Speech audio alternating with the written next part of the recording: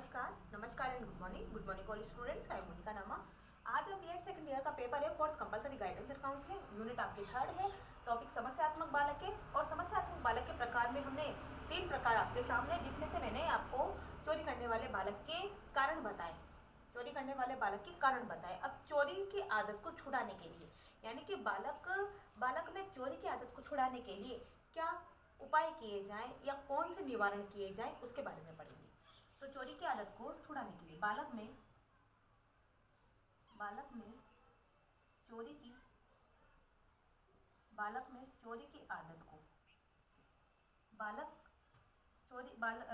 में चोरी की आदत को छुड़ाने के लिए बालक में चोरी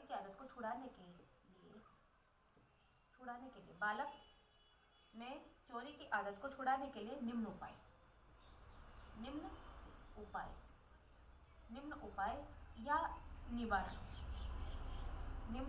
या निवारण या किस प्रकार की शिक्षा उनको दी जानी चाहिए, यानी कि बालक में चोरी की आदत दूर हो, इसके लिए क्या उपाय किए जाएं, क्या निवारण किए जाएं, इसके बारे में हम पढ़ेंगे। तो फर्स्ट है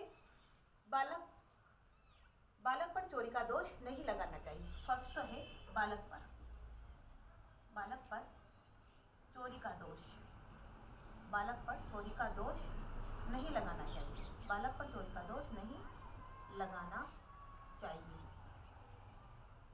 बालक पर चोरी का दोष नहीं लगाना चाहिए। क्यों नहीं लगाना चाहिए? क्योंकि बालक को सहानुभूति, लाड और प्यार से पूछना चाहिए, उसको समझकर, मतलब बालक को समझकर ये पूछना चाहिए कि उसने चोरी की या नहीं की, और अगर उसने चोरी भी की है तो उसको समझाना चाहिए ताकि वो नेक्स्ट बार चोरी ना करे। तो बालक पर चोरी का दोष नहीं लगाना चाहिए, चाहे उसने कैसी भी चीज़ चुराई हो, लेकिन उस पर चोरी का दोष नहीं लगाना चाहिए, बल्कि उसको प्यार से, सहानुभूति से और प्रेम का व्यवहार करते हुए उसे समझाना चाहिए। किसको? बालक को।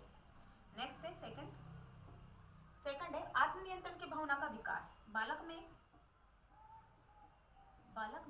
आत्मनियंत्रण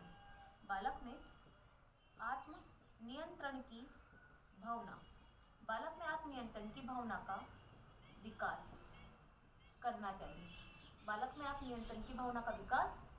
चाहिए।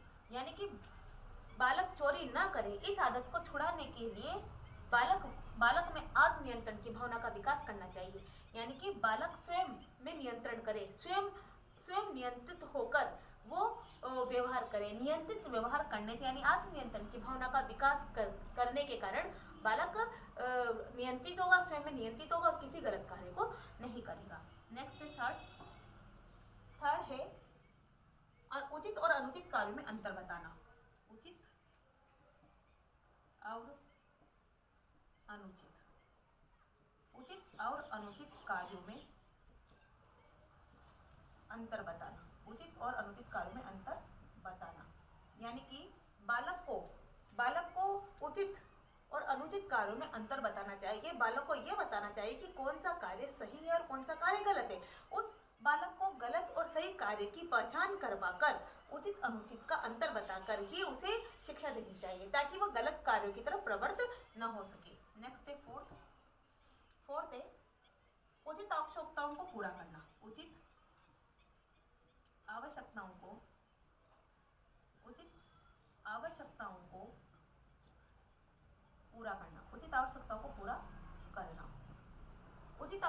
पूरा करना, यानी बालक की उचित आवश्यकताओं को पूरा करना चाहिए। बालक की उचित आवश्यकता, यानी कि बालक की खाने पीने से संबंधित या जो भी उसकी आवश्यकता है दैनिक कार्यों के लिए, उस आवश्यकता को पूरा करना चाहिए। उस आवश्यकता को पूरा करने से बालक चोरी नहीं करेगा। साथ में क्लास में भी किसी बच्चे के ना तो पेज चुराएगा, ना ही पैसे चुराएगा। तो उचित आवश्यकताओं की पूर्ति करके बालक की उचित आवश्यकताओं की पूर्ति करके भी उसमें चोरी करने की आदत को छुड़ाया जा सकता है। नेक्स्ट है फिफ्थ है माता पिता द्वारा अवहेलना नहीं करना। फिफ्थ है माता पिता द्वारा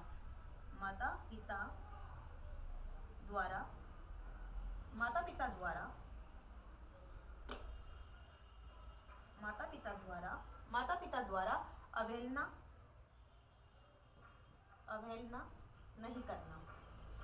नहीं करना, यानी कि माता पिता द्वारा बालक की कभी भी अवहेलना नहीं करनी चाहिए, बालक को कभी भी अपमानित नहीं करना चाहिए। बल्कि यह है कि बालक किसी कार्य को एक बार गलत कर देता है तो दोबारा उसको लाड प्यार से समझाकर सहानुभूति प्रेम के व्यवहार पूर्वक उसको समझाना चाहिए, बल्कि उसको अपमानित नहीं करना चाहिए और उसको समझाना चाहिए। नेक्स्ट है सिक्स है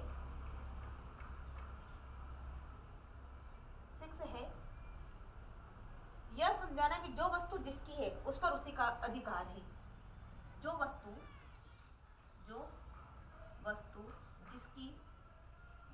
जिसकी है उस पर उसी का अधिकार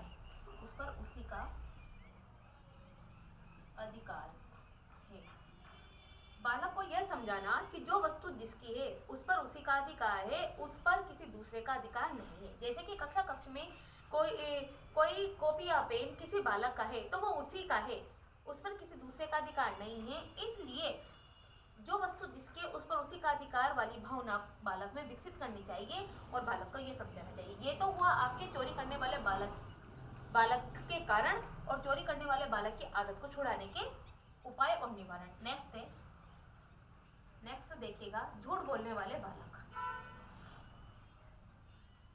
नेक्स्ट देखिएगा झूठ बोलने वाले बालक के कारण।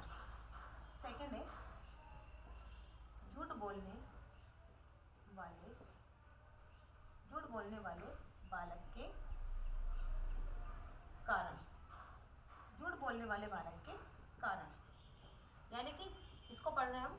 झूठ बोलने वाले बालक के कारण यानी बालक किस कारण से झूठ बोलता है, क्या कारण है जो बालक झूठ बोलता है। तो पहले तो देखिएगा मनोविनोद। फर्स्ट है इसमें मनोविनोद जिसको हम हंसी मजाक में बोलते हैं। मनोविनोद यानी कि बालक कभी कभी मनोविनोद या मजा लेने के लिए झूठ बोलता है। यानी कि कभी कभी बालक मनोविनोद यानी कि मनोरंजन करने के लिए, हंसी मजाक करने के लिए झूठ बोलता है। तो झूठ बोलने का कारण क्या है? मनोरंजन के लिए या हंसी मजाक करने के लिए बालक झूठ बोलता है। नेक्स्ट है सेकंड है दुविधा।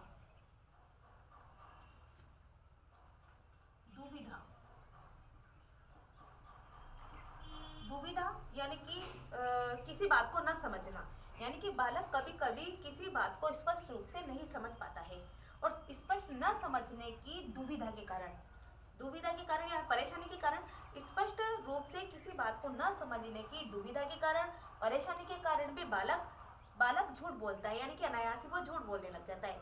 किसी बात को न समझने के कारण बालक क्या करता है? झूठ बोलता है। जैसे कि मान लीजिए कक्षा में कोई चैप्टर पढ़ाया गया, अब चैप्टर बालक को समझ में आया नहीं आया, लेकिन फिर भी वो परेशानी के कारण या दोबारा टीचर के डांटने के कारण या दोबारा समझाने के कारण वो झूठ बोल देता है। तो अनायास ही झूठ बोलता है। किसके कारण? परेशानी के कारण या दुविधा के कारण। नेक्स्ट है थर्ड है मिथ्याभिमान।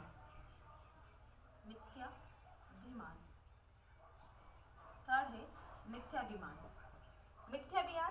यानी कि किसी बालक में मिथ्याभिमान की भावना बहुत बलवत्ती होती है, बहुत ज्यादा होती है। मिथ्याभिमान यानी झूठ बोलने की भावना बहुत अधिक होती है। कैसे होती है? उसे व्यक्त और संतुष्ट करने के लिए वो झूठ बोलता है। यानी कि जो बालक में झूठ बोलने की जो भावना होती है, मिथ्याभिमान की जो भावना होती है, उस मिथ्याभिमान की भावना को व्यक्त करने के लिए और अपने आप में संतुष्टि प्रदान करने के लिए वो झूठ बोलता है। साथ में अपने साथियों को अपने बारे में ऐसी बातें सुनाता है जो उसने कभी नहीं की। यानी कि जो बालक अपने बारे में, यानी कि जो बालक किसी कार्य को नहीं करता फिर भी उसको बड़ा चढ़ाकर अपने दोस्तों के सामने, अपने मित्रों के सामने बोलता है, तो वो बालक मिथ्याभिमानी बालक कहलाता है। तो मिथ्याभिमान यानी कि किसी कार्य को बड़ा चढ़ाकर बोलना, बल्कि उस कार्य को नहीं करना। यानी कि कार्य तो नहीं किया, लेकिन नहीं करने के बाद भी उस कार्य को बड़ा चढ़ाकर बोलना मिथ्याभिमान का कारण होता है। यह भी झूठ बोलने के कारण में शामिल होता है। नेक्स्ट है फोर्थ प्रतिशोध।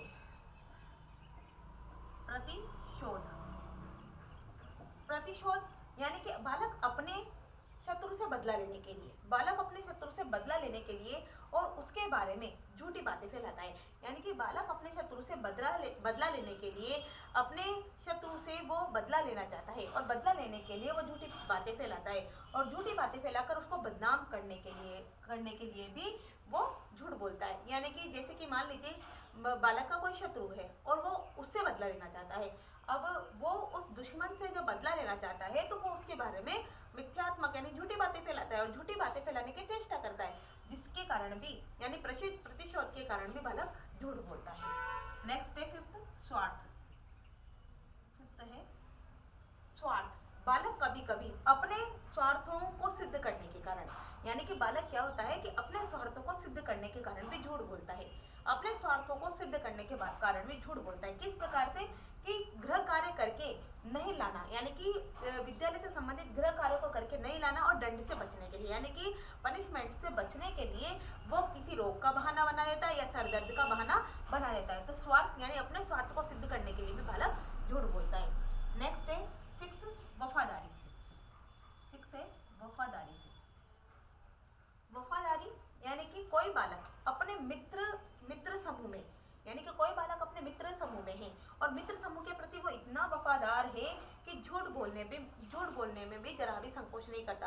यानी कि कोई बालक अपने मित्र समूह के प्रति इतना वफादार है कि झूठ बोलने में संकोच नहीं करता। और उस समय जब उस समूह के बालक पर या अपने मित्र के ऊपर कोई दोषारोपण होता है तो वो बालक उस समय झूठ बोल जाता है। यानी कि समूह के प्रति वफादार होता है कोई बालक, अपने मित्र समूह के प्रति वफादार होता है और मित्र समूह पर कोई आफत आ जाती है या कोई विपत्ति आ जाती है तो उस समय वो बालक झूठ बोल जाता है। तो झूठ बोलने में वो संकोच नहीं करता और इस प्रकार झूठ बोलकर वो वफादारी का वो परिचय देता है। नेक्स्ट है 7, भय।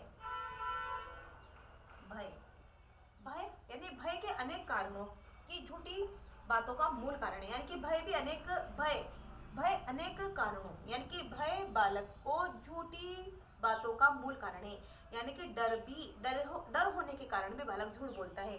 बालक में डर की स्थिति व्याप्त होने के कारण भी बालक झूठ बोलता है। क्यों बोलता है कि भय जिसके कारण बालक झूठ बोलता है अनेक प्रकार का हो सकता है। जैसे मान लीजिए कठोर दंड का भय, यानी कि विद्यालय में कठोर पनिशमेंट का भय, कक्षा समूह में प्रतिष्ठा खोने का भय और किसी पद से वंचित होने के भय के कारण भी बालक झूठ बोल देता है। अब झूठ बोलने के कारण तो ये हुए, लेकिन बालक में झूठ बोलने की आदत को छुड़ाने के लिए जो शिक्षा है वो देखिएगा। नेक्स्ट है